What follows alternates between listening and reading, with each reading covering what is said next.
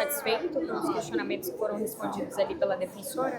Não, houve uma interrupção, né? Nós ainda vamos ter aí a segunda rodada de perguntas, mas para mim ficou muito claro até agora que houve um assalto aos trabalhadores e aposentados brasileiros e a narrativa que o PT está contando vai cair por terra fragorosamente. Eu escutei aqui o deputado Paulo Pimenta falar há pouco na comissão, sem nenhum pudor, que houve uma explosão de ACTs, ou seja, de acordo de cooperações técnicas, em 2019, e de reclamações, e isso proporcionou a criação de um grupo de trabalho. Eles esquecem de dizer que em 2019 começaram com 12 ACTs, terminou com 16, então a implosão foi ao contrário, diminuiu o número de ACTs.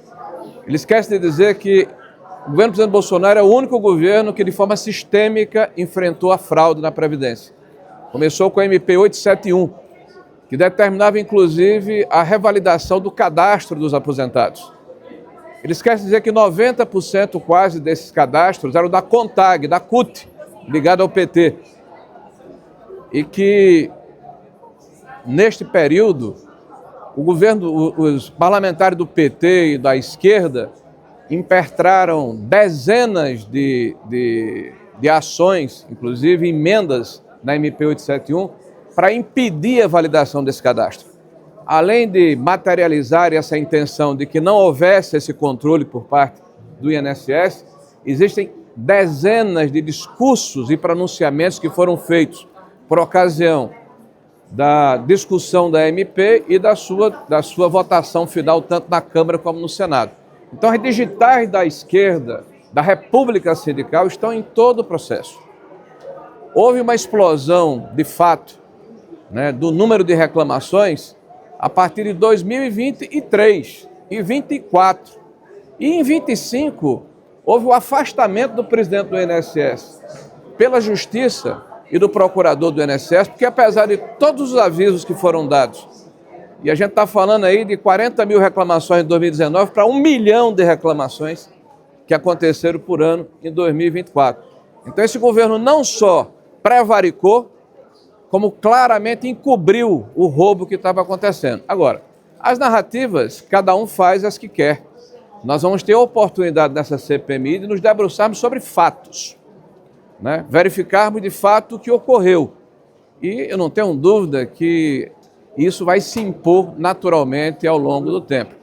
Ao terminar aqui a conversa que teremos com a defensora pública, que aliás faz um discurso de que teve pessoalmente notícia de alguma reclamação sobre consignados em 2019, apesar de trabalhar no INSS, na Defensoria Pública no setor de Previdência, desde 2006. Então ela só teve notícia pessoalmente em 2019. Coincidentemente, a mesma narrativa que o PT faz de que a fraude começa em 2019. Coincidentemente, claro, né? Não vou aqui fazer nenhuma acusação. Mas me parece muito estranho que uma defensora pública que trabalha na área desde 2006 não tenha conhecimento de várias reportagens feitas por vocês da imprensa, mostrando que havia corrupção e que havia fraude no INSS desde 2006, 2010, 2009, 2012. Várias reportagens. Ela só teve conhecimento pessoalmente em 2019. E só começou a atuar em 2023 dentro desse grupo que foi criado.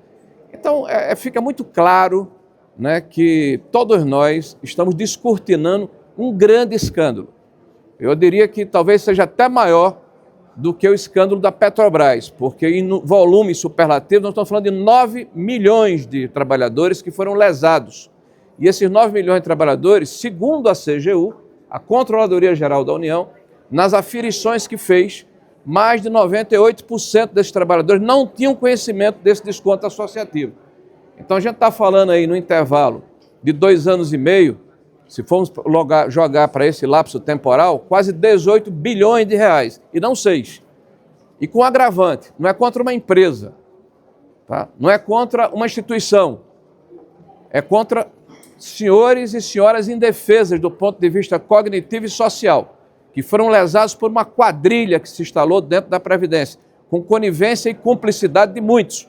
E nós teremos a oportunidade de descortinar isso, porque ao longo desses próximos 6 meses, Nós vamos fazer o nosso trabalho, não tenham dúvida, e sem passar a mão na cabeça de ninguém, porque nós da oposição, não temos, vou repetir aqui, tá?